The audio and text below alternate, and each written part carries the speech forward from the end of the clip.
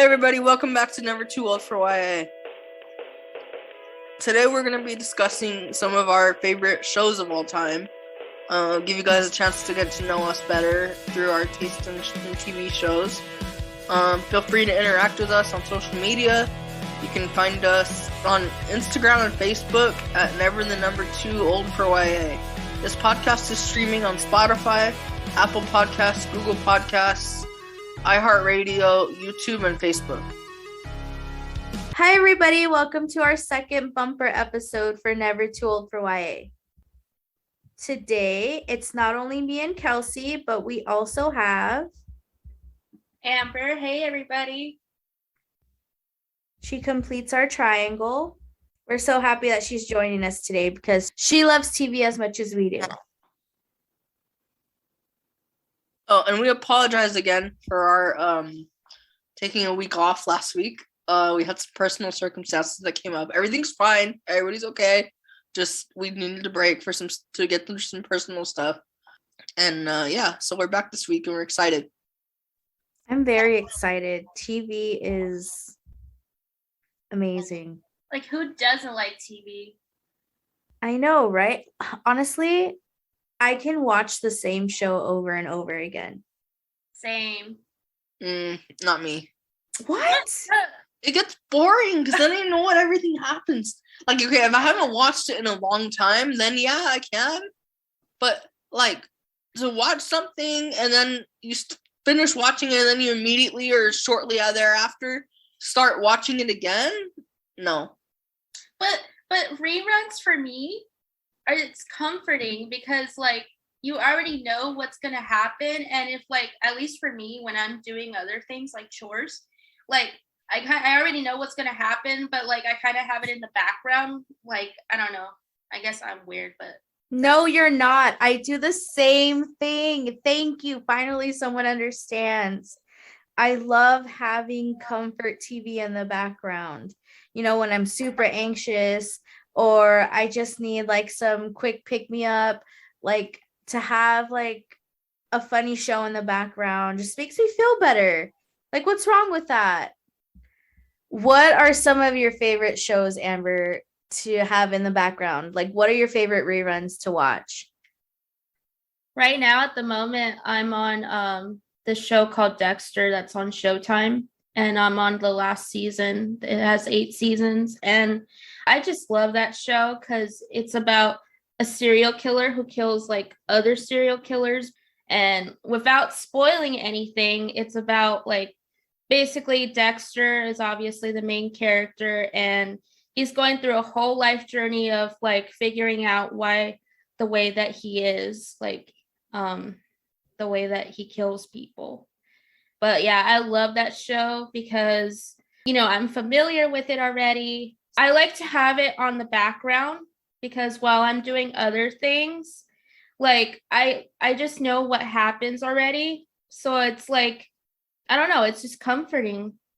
I don't know, it's weird. Like I kind of like feel less anxious if I am anxious or whatever, if I'm like rewatching a show. It's just comforting to see things over and over again because you know you like it that much. I completely agree. And I have a couple shows that I can constantly rewatch and I never get bored. And like, yes, they can be on in the background and they comfort me and stuff, but I can genuinely rewatch these shows. Number 1, Friends. There are so many people that love Friends. Either you love it or you hate it. I'm one of the people that love Friends. It can make me laugh out loud every single time. I'll know that the joke's coming and I'm already laughing at it. Love that show. The second one, New Girl. New Girl is such a fun, like chill show that if you just want chaos and funny chaos, I love that show. And to get away from like the comedy, I would definitely say I don't know how many times I've watched and rewatched the Vampire Diaries at this point. I can probably quote every line. But yeah, those 3 shows I cannot stop watching. I don't know how you can't rewatch things, Kels. That blows my mind. Can, but like I said, like I rather do it like with a long time in between the last time that I rewatched the whole series. Like, okay, there's a difference to me also. If like I'm flipping through the channels and I see like a Friends rerun on or whatever, okay, I'll put that on and like that's fine.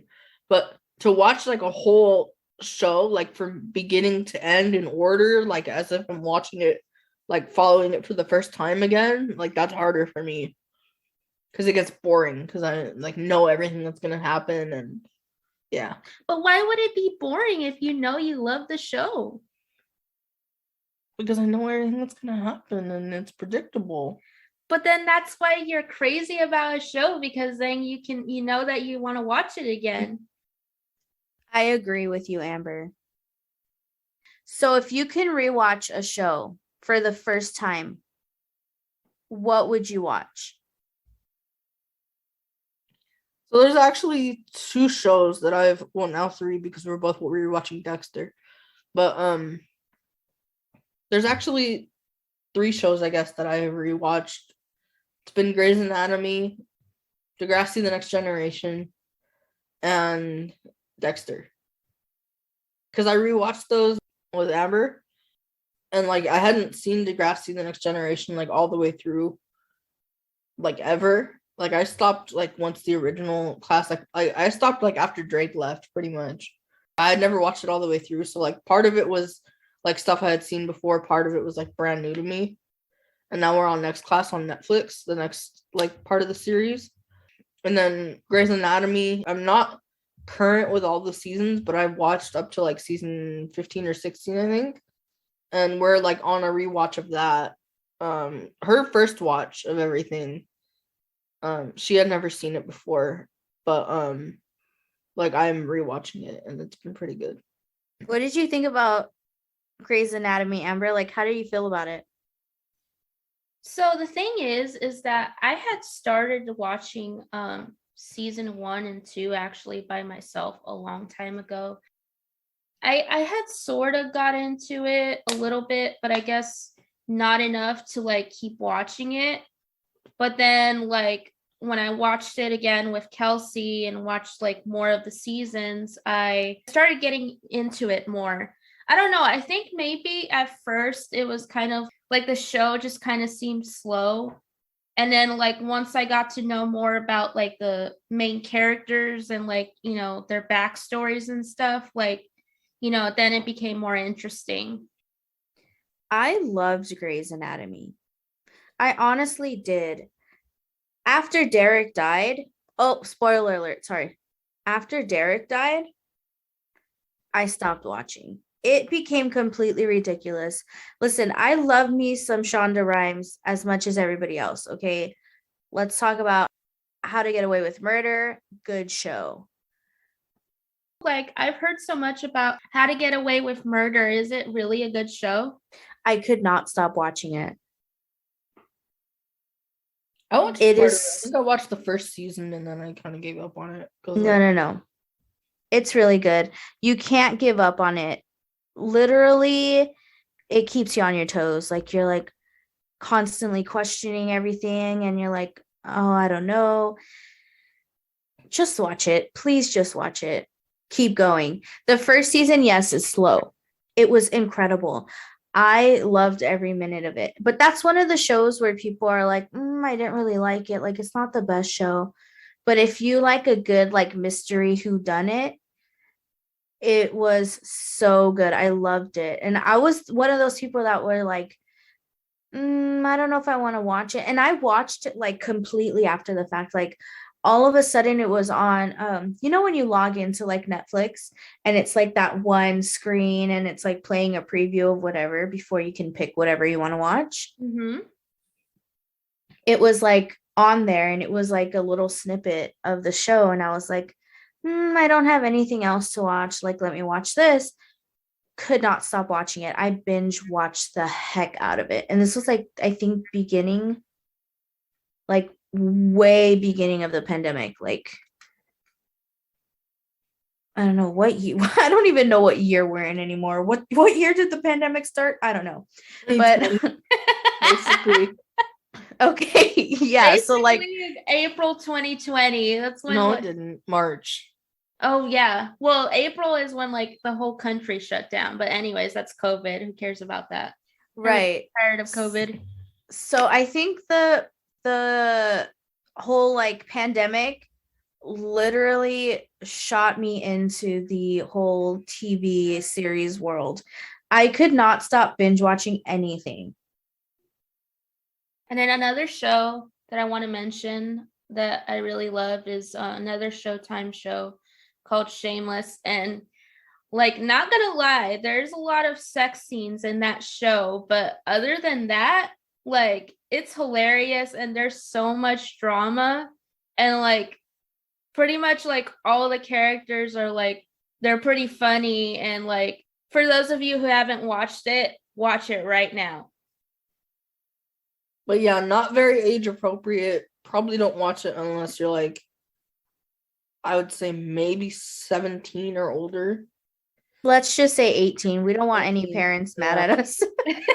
Yeah, that's a good point. It's pretty out there. It's pretty raunchy. So please do not watch this show unless you are over 18. But yeah, it's basically about this super dysfunctional family, majorly alcoholic dad. Like he goes on, like, I mean, he drinks every day anyway, but like he goes on binges and he just disappears for like days and weeks, stuff at a time. Like the kids are basically raising themselves. Well, their oldest sister is basically like raising them. Their mom is like in and out of the picture, and she is like a drug addict, and she has bipolar disorder that she doesn't manage very well, if at all. At some points, it sounds really serious and like really like a downer, and there are parts that are kind of like that. Like there are serious parts to the show, but overall it's like kind of more of a comedy, I guess. But really, really funny, really good show, really good acting. It's based on, I think it's based on a British show of the same name. They went a little bit different direction with the British one though. But yeah, really good show overall. So my favorite show of all time, that's the next question for all of us. I'll go first. How I Met Your Mother is my favorite show of all time. And I know some of you are going to say worst ending to a series. Okay, I get it. I understand. But the rest of the series is pure genius. I just love Barney. I can't tell you how much I love Barney. I mean, he is so ridiculous. It's funny. But please do yourself a favor and watch How I Met Your Mother. It is so good. It's so good. And for everyone that's going to be wondering, I did give How I Met Your Father a shot. Didn't really like it, but that's a whole nother conversation for social media. So let me know. What about you guys? What are your all-time favorite? For me, it's gonna make me sound like such a little kid, and I swear I'm not. I'm 26, going on 27. But my all-time favorite show would have to be Hannah Montana. I never get tired of that show. I literally, because this whole time we're talking, I thought you were gonna say Dexter. Well, I guess that would be second. That's a really, really weird jump. I know. You go from a freaking like kids show to a show about a serial killer on Showtime, which means that there's a lot of cussing and a lot of like nudity and stuff on it too. She's not weird. She's eclectic. What's wrong with that? Okay, Kelsey. Mean, and besides, we're saying shows of all time, not like, oh, like. That's true. Yeah, exactly. What about you, Kels? I'd have to say Grey's Anatomy. Like the whole Grey's Anatomy as a whole? Yeah, I think so. because I literally cannot get past anything that happens after Derek dies. Like, I refuse to watch anything else. It was so terrible. I hated every minute of it. I hate change, period. So when everyone was leaving, I was like, no, I'm done. And we were getting new characters. I was like, absolutely not. That's kind of what happened with me with Degrassi. Like, why I didn't watch past the first class or two who like graduated, because like all the original characters were gone pretty much, and then I'm like, never mind. But then like this time when me and Amber were watching it, like we kept going, and there was really good characters like in the rest of the show too. And same thing in Grey's Anatomy. If you can tough it out after Derek dies, and like there's people are shifting around and stuff, there's really good characters that come in and really good storylines that happen. I think it's worth the watch. Not gonna lie though, like I don't care as much for Degrassi Next Class as like, well, I mean, obviously so far. Yeah, so far. But like there were like, you know, a lot of characters that I really liked before like the newer characters, like especially the newest ones. And like basically after like I don't really want to spoil the show, but basically these two characters, you know, they left the show in like season like 13 or 14. And I was so of the next generation. Of the next generation. And like after that, I was so sad, and I kind of wanted just to quit like watching altogether. But I mean, it's still kind of like entertaining me. It's just I'm like one of those people, like if I start watching a show and I get really attached to like certain characters and then they leave or like they're killed off or whatever, it's like, okay, I don't really want to watch this anymore. I'm the same way. I hate when people get recast. Like, I don't know. I love like getting to know people, and like, because when I watch Friends, like I literally feel like I'm in that living room with them. Like I'm sitting there having coffee when they're having coffee, you know, like I just love shows that make me laugh. Like I can watch something like How to Get Away with Murder. I can watch Vampire Diaries. I can watch shows like that are pretty serious, but I am always a sucker for a good comedy romance. I've always been that way. I would agree. And I also like the Vampire Diaries too. That's a really good show. Yeah, Vampire Diaries are pretty good. I never finished the whole series. Man, there's a lot of shows that we've brought up that like a lot of us just gave up on. Wow. I really want to rewatch the Vampire Diaries though. Let's do it. Rewatch party. Yay! You know what? Let me tell you this, okay? I had been seeing the Vampire Diaries pop up for years, and I don't know how many times I've told everybody this already. I'm a huge Twihard. I was like, I'm not cheating on Twilight with Vampire Diaries. I will never do it. Twilight all the way. And then one day I was like, it came up again. Netflix got me. It was the preview, right? And I was like, you know what? I'm going to give this a chance. I'm on like my 6th or 7th rewatch right now since this whole pandemic. I'm telling you, 2020 to 2022 right now, I've just been binge watching random shows. But okay, I know I'm talking a lot, but bear with me before any of this gets cut off. If you love a good romance and some good representation and just good storytelling and writing and wholesome shows, please, please, please take the time to watch Jane the Virgin. You will not regret it. I love that show so much. It gets an honorable mention. It's definitely in my top 5. I have rewatched it. Please do yourself a favor and watch it. It is so good. It is so funny. It's just brilliant. I love that show so much. And Gina Rodriguez as Jane, I could not have pictured anybody else. She is Jane the Virgin. Have you guys seen it? I think I've seen episodes, but like never the whole series. What did you think of it? I don't really remember much about it. I haven't seen it, but I'll take your word for it. You're gonna take my word for it, or are you gonna watch it? Let's just say I'll add it to my list. Amber, your list is like 5 million years long.